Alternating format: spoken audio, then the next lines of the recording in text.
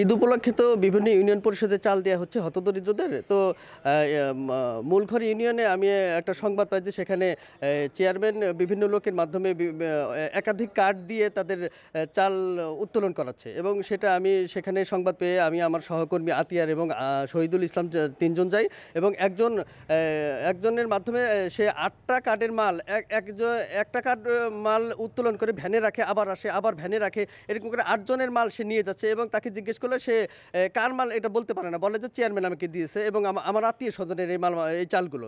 কিন্তু সে তখন আমি জানতে চাই যে এই তাদের নাম কি এবং কাদের চাল, সে নাম বলতে পারে না, এবং সেটার আমি সত্যতা পাই। এবং চেয়ারম্যানকে এই বিষয়টা জানতে চাইলে যে একাধিক কার্ড একজন ব্যক্তি এত চাল উত্তোলন করে নিয়ে যাচ্ছে, এই বিষয়ে কি আপনি কিছু জানেন কিনা? সে তখন বলে যে আমি এগুলো কিছু জানি না, এগুলো ভুয়া, এগুলো আপনাদের বানোয়াট, আমি এগুলো কিছু করি নাই, এগুলো আমি জানি না। এই কথা বলে পরে অকথ্য ভাষায় গালিগালাজ করতে থাকে সাংবাদিকদের পেশা নিয়ে, এবং আমাকে অকথ্য ভাষায় গালিগালাজ করতে থাকে। এবং এক পর্যায়ে বারান্দায় আসলে সে আরও উত্তেজিত হয়ে গালিগালাজ করার এক পর্যায়ে আমাকে সে শারীরিকভাবে অ্যাসাল্ট করে এবং সে আমাকে ধাক্কাতে ফেলে দেয়।